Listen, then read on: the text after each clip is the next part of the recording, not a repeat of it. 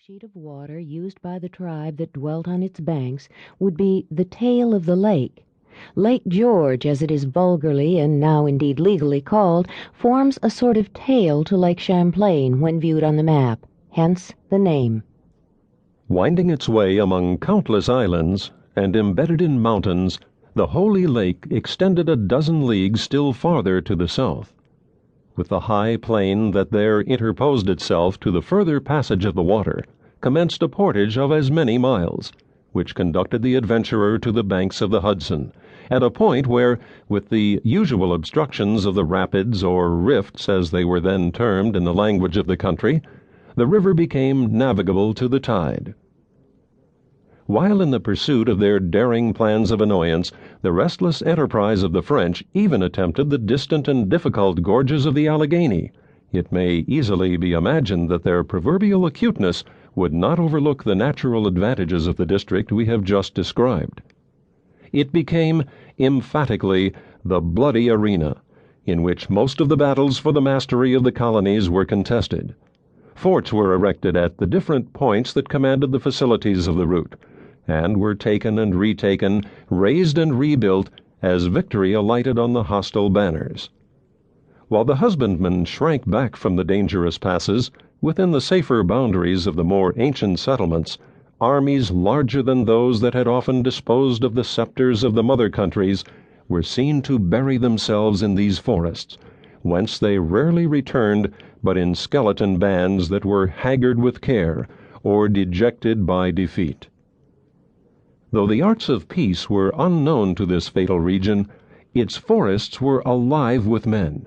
Its shades and glens rang with the sounds of martial music, and the echoes of its mountains threw back the laugh or repeated the wanton cry of many a gallant and reckless youth, as he hurried by them in the noontide of his spirits to slumber in a long night of forgetfulness. It was in this scene of strife and bloodshed that the incidents we shall attempt to relate occurred, during the third year of the war which England and France last waged for the possession of a country that neither was destined to retain. The imbecility of her military leaders abroad, and the fatal want of energy in her councils at home, had lowered the character of Great Britain from the proud elevation on which it had been placed by the talents and enterprise of her former warriors and statesmen. No longer dreaded by her enemies, her servants were fast losing the confidence of self-respect. In this mortifying abasement, the colonists, though innocent of her imbecility and too humble to be the agents of her blunders, were but the natural participators. They had recently seen a chosen army from that country, which, reverencing as a mother, they had blindly believed invincible, an army led by a chief who had been selected from a crowd of trained warriors for his rare military endowments, disgracefully routed by a handful of French and Indians, and only saved from annihilation by the coolness and spirit of a Virginian boy, whose riper fame has since diffused itself with the steady influence of moral truth to the uttermost confines of Christendom.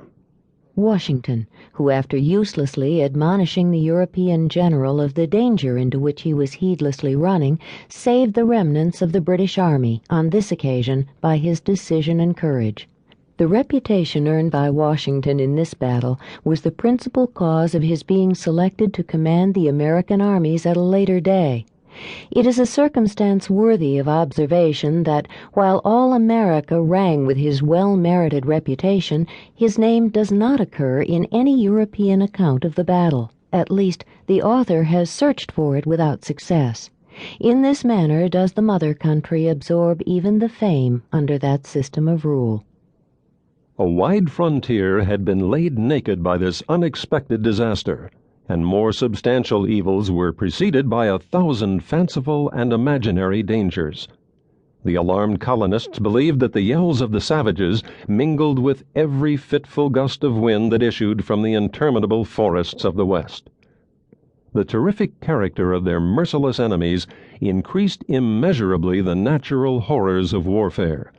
Numberless recent massacres were still vivid in their recollections, nor was there any ear in the provinces so deaf as not to